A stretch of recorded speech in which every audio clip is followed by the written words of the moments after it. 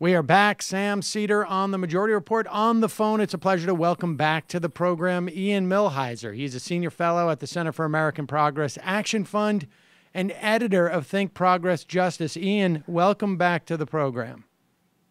Good to be here. Thanks so much.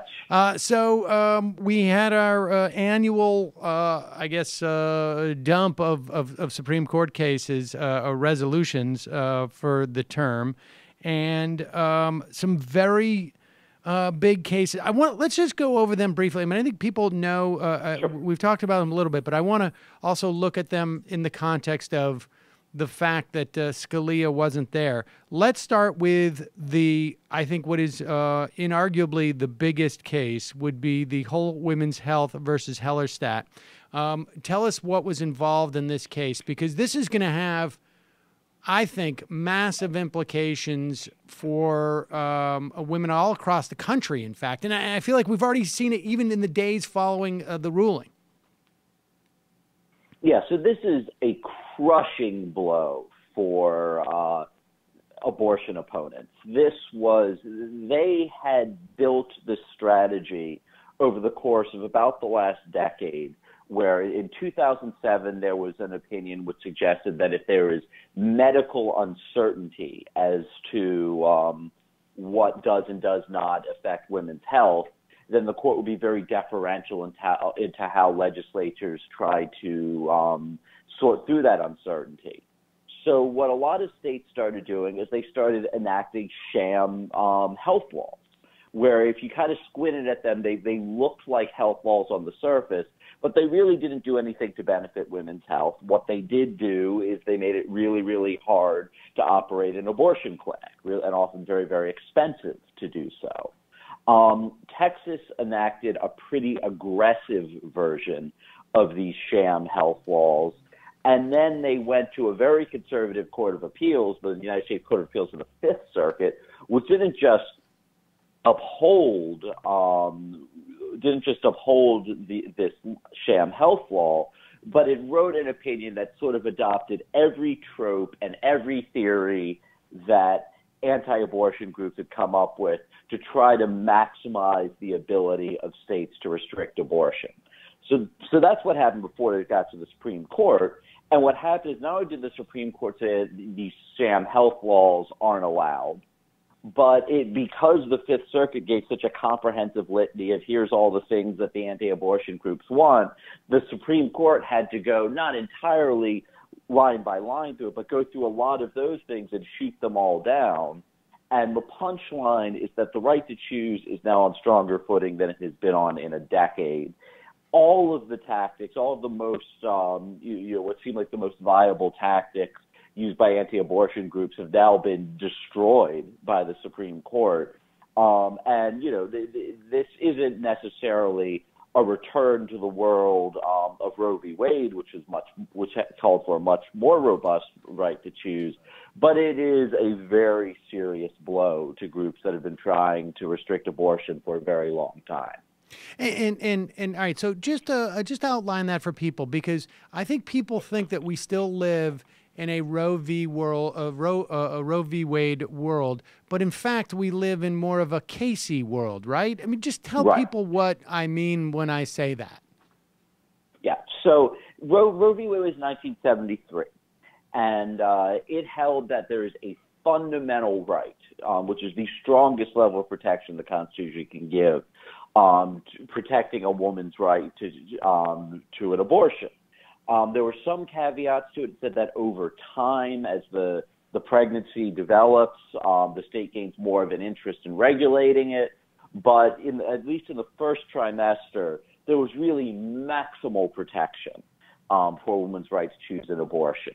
The Reagan administration, which was anti-abortion, came up with a standard called undue burden. And the whole point of the undue burden standard is it was supposed to be weaker, much weaker, than the standard announced in Roe v. Wade, and would afford much less protection to women who seek to have an abortion.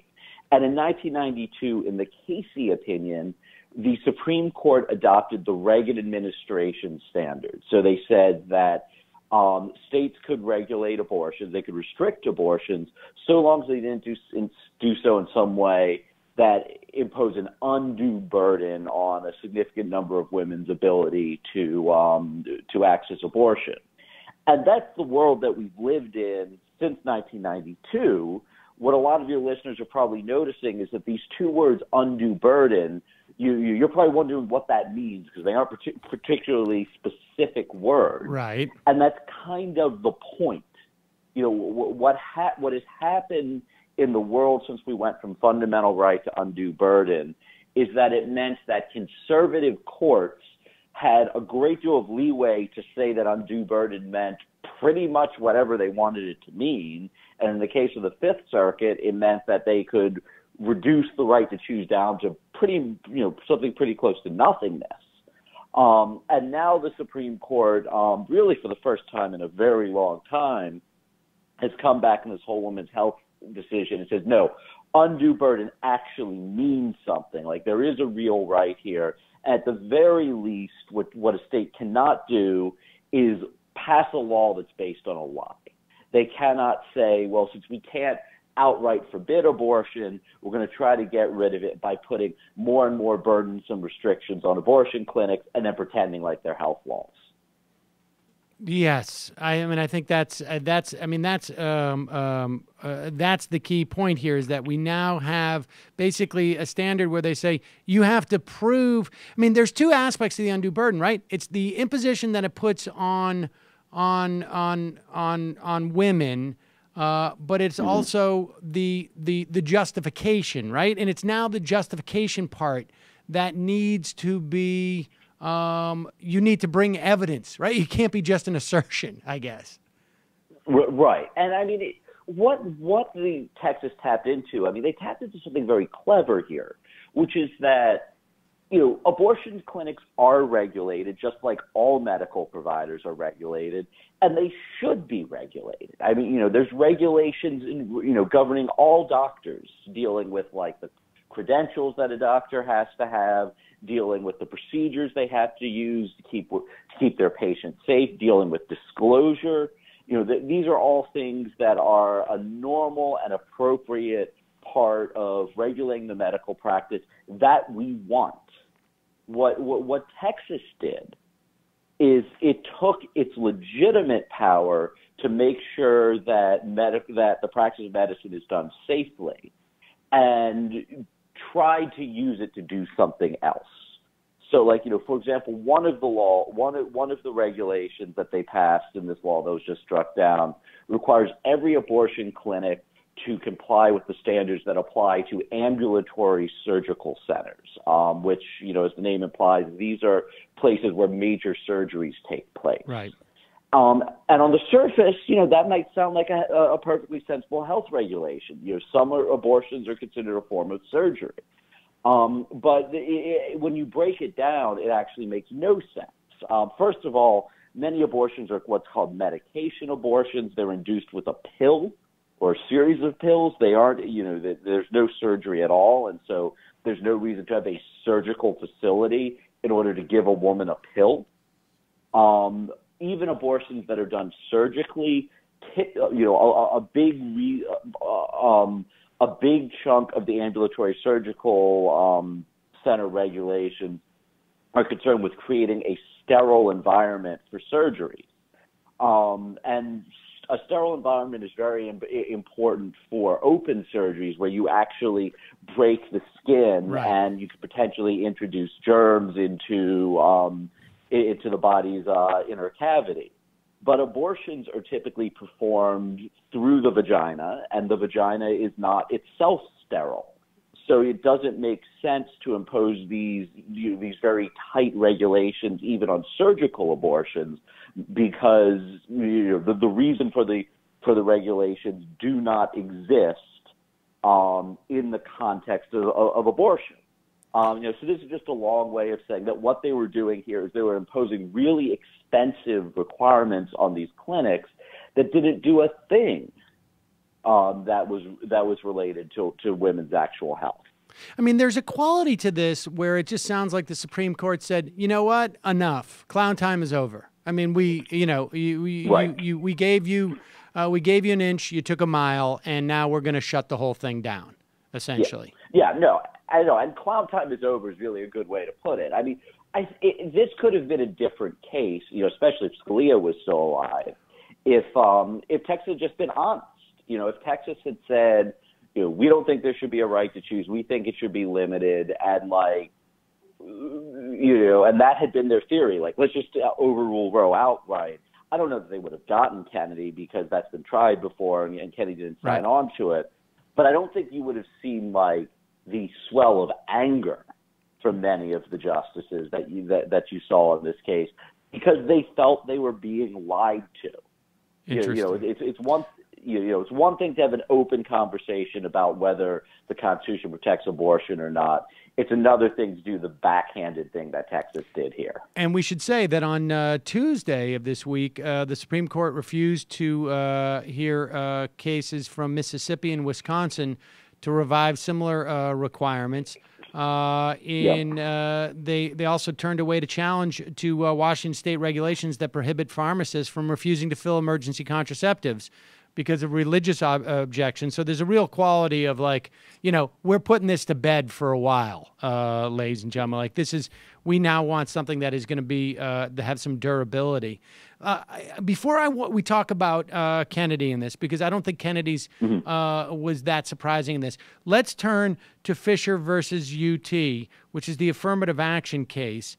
Because, and we've talked a little bit on the program about the immigration case. That doesn't seem to be as much creating laws as much as it was like a punt in some respects. But this Fisher versus Texas, this has been kicking around for a while.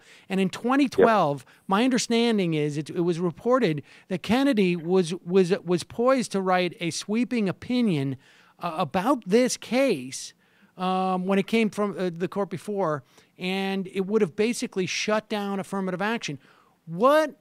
Tell us about the result in this case and what has changed. What's going on with Kennedy? There's obviously the absence of Scalia in terms of a vote. Is Scalia's absence also impacting Kennedy in some way as just there's just a different perspective on where the court is headed now or what? Talk about that in that context of that case. Yeah, Fisher, next to the death of Scalia, was the single biggest surprise of the term. Fisher, the court was already down one justice because Scalia is no longer there. Fisher was actually down two because Justice Elena Kagan was recused, and that means you had a conservative majority. You had a 7-justice court with 4 conservatives. And Kennedy, who is the only one of the conservatives who has shown any possibility of less than maximalist conservatism on issues of race, was very opposed, has been very opposed to affirmative action in the past. Fisher is actually the first time in his career on the Supreme Court where he has voted to uphold an affirmative action plan. Everyone has their theory on why Kennedy flipped here. I don't know that I have a fully fleshed out theory, but I do think the history here is very interesting, which is that Fisher was before the court, like you said, in 2012. Kennedy looked Kennedy, it's been reported, had voted to strike down the affirmative action plan originally in 2012. And Justice Sotomayor wrote a really scathing dissent responding to Kennedy. Joan Biskupic, who's a very fine Supreme Court reporter, has reported that after Sotomayor circulated her dissent, Justice Breyer sort of played good cop to Sotomayor's bad cop and brokered a deal with Kennedy where they wound up punting the case for a few years. It came back up to the Supreme Court this year. And, no one thought that Kennedy had really changed his mind. They thought that he just decided to punt. But lo and behold, he really did change his mind and voted to uphold the program. I don't know if that's because of the absence of Scalia. I don't know if it's because the combination of, Sotomayor's hard play and Breyer's softer play really did move him. But it was, the most surprising vote that a justice cast this term was Kennedy's vote to save affirmative action. Give us a sense, Ian, because I'm sure that you know people. At the very least, I know that you know people who know clerks, right, on the Supreme Court. Mm-hmm. I mean, how far-fetched is it? Like, when you tell me, like, that Breyer went and brokered this deal, essentially, that, changed Kennedy's mind, at least to going from striking down to punting, is it possible that just, like, I mean, I have no sense of this, but like the bully, in your homeroom class, transferred to a different school, and all of a sudden you just flower as a different person, essentially. Like, I mean, is there a possibility that Kenny was just like, I mean, I don't know if he's like would be conscious of something like this, but there's just more room for him to sort of be, I don't know, affirmative action curious, now that he doesn't have a Scalia there to be, I don't know, sitting there pounding his fist into his hand, just looking at him like, don't screw me over. I mean, give us a sense of how possible that is, or is that just sort of like fantastical? Yeah.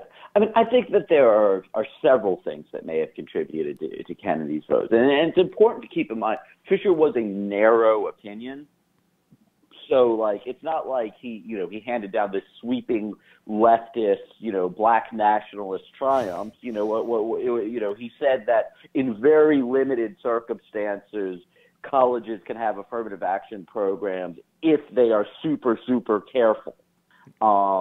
So it's not a sweeping victory for affirmative action, but it is a victory. Right. And I mean, I think several things happen. I mean, one is that if you look at Justice Kennedy's past opinions, he has always kept a little bit of distance from the extraordinary hard line, colorblind, like we must close our eyes to the fact that race exists, and if you acknowledge that race is a thing, you are a racist views of someone like Chief Justice Roberts.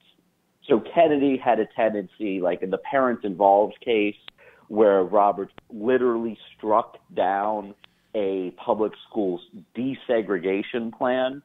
Roberts wrote the opinion. He said the way to eliminate discrimination on the basis of race is to stop discriminating on the basis of race, as if that's all it took and no one had ever figured it out. Right. Kennedy agreed with the outcome in that case, but he wrote a separate opinion that was less hardline.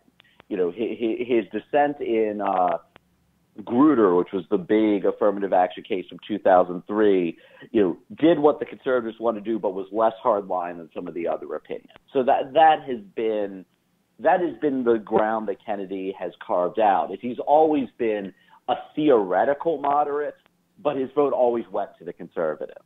So a practical conservative and a theoretical moderate. And I think two things might have changed. One is that he might have been turned off by the hardliners. But the other is, I think the presence of Sonia Sotomayor may have made a difference, because now he has a colleague who can speak from experience about what it's like on the other side. And, between the two of those things, he may have turned his theoretical moderation into something real. I mean, that concept, just like the fact that you would have, this is the thing I think that's so hard for people to sort of wrap. Maybe it's just hard for me to wrap my arms around. But just the idea that, like, okay, Sotomayor is chosen, and that because Kennedy has the opportunity to actually talk to someone who is not, who is not basically sitting in the lounge at the Federalist Society or whatever it is, right. All of a sudden it's like, whoa, I had no idea. I had no idea these dynamics exist. And then the law of the land has changed. I mean, do you think, let me ask it this way, because years ago when I had spent my 1 year in law school, I had read a book about comparing Frankfurter and Brandeis. And Frankfurter was the pariah, and I think it was Brandeis was the parvenu. And the idea was that wherever Brandeis was, he always wanted a foot in the other camp that he was in. So when he was in the World Zionist Congress, he always kept a foot outside to be more American than his compatriots. And when he was on the court, he wanted to keep an outsider foot there so that he would approach the court as if he was a Jew who at that time was, you know, sort of subject to a significant amount of anti-Semitism and quotas and whatnot. And I wonder if Kennedy, when he perceives himself as a moderate, is that a function of just like where the people on his right are? In other words, if you don't have Scalia there pulling a ballast there, does he just drift towards the left a little bit because he's just creating a certain distance always, a certain arm's length from where those opinions are going to be? Or, I mean, does that make any sense?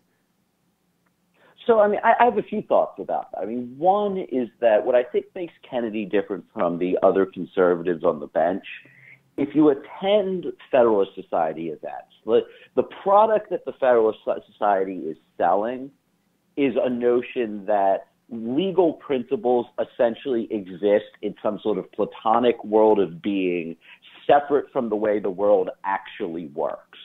So, like, what a judge should do is they should sit down with legal documents. They should sit down with the text of the law, the text of precedents, and they should sit down with no knowledge of their experience of how the world actually works and come to the right answer. And that is not how Kennedy operates. I mean, Kennedy, sometimes for better, sometimes for worse, really does draw upon how he perceives the world in deciding cases. Right. There's no corruption, no perception of corruption if people give money, right? That type of thing. That's an occasion where he's wrong, I guess, on Citizens United. But right, yeah. Yeah, I mean, I think there are a lot of things I don't like about Kennedy's approach, but, like, it is a different approach from, say, Justice Thomas's approach to the law. So you take that. And then the other thing that I think you could take, I mean, you see it most starkly in the context of gay rights. When Justice Lewis Powell sat on the court and the court decided Bowers v. Hardwick, which was a 5-4 decision upholding sodomy bans, Justice Powell was the fifth vote for the majority in Bowers. And at one point he was asked why he voted the way he did, and I believe this was a direct quote. He said, well, you know, I just don't think I've ever met a homosexual. As it turns out, he actually had several clerks who were gay, one of whom, Paul Smith, went on to argue Lawrence v. Texas, which overruled Bowers. But setting that aside, you know, the difference between Powell, who was also a moderate conservative, and Kennedy, is that by the time Kennedy came around and was deciding gay rights cases, gay people started to come out. And so gay people were no longer a theoretical construct to Justice Kennedy. Some of them were his friends. They were his former clerks. They were some of his former colleagues. And that gave him an understanding of not just what it meant to be gay, but of what he shares with gay people that Justice Powell did not have. And in the same way, I think that the presence of Justice Sotomayor could have influenced Justice Kennedy, because the idea of someone like Justice Sotomayor, who benefited from affirmative action, because she benefited from affirmative action, she went on to Princeton, where she graduated second in her class, graduated summa cum laude, won all kinds of awards, and went on to go to the Yale Law School and eventually become a Supreme Court justice. With the presence of someone like that in his life, I think may have impacted him in the same way that the presence of gay people led to the difference between Justice Kennedy's opinions on gay rights and Justice Powell's votes on gay rights. That's fascinating. Ian, I know you're running out of time here. But just briefly, out of the remaining cases that we heard from this week, Voisin, which upheld the Federal Gun Control Act regarding misdemeanor domestic violence, the U.S. versus Texas on immigration, which basically put a hold on DAPA and DACA. And what are there any other cases that we should be paying attention to in terms of how they were resolved at the end of this year? Well, I mean, I will, put another finger real quick on the Texas immigration case, partially because it's such a tragedy that Right. there's now close to 5 million people who were going to have the opportunity to come out of the shadows and live full lives. And that's what the Supreme, or at least what 4 justices decided not to give them. I think it's also a reminder, the New York Times had a piece, Politico had a piece, the Washington Post had a piece about how, hey, like the Supreme Court's, it's the end of conservatism in the Supreme Court. And, the court we have now is certainly a lot better than the court that we had 3 years ago. But or 6 months ago, for that matter. Yeah.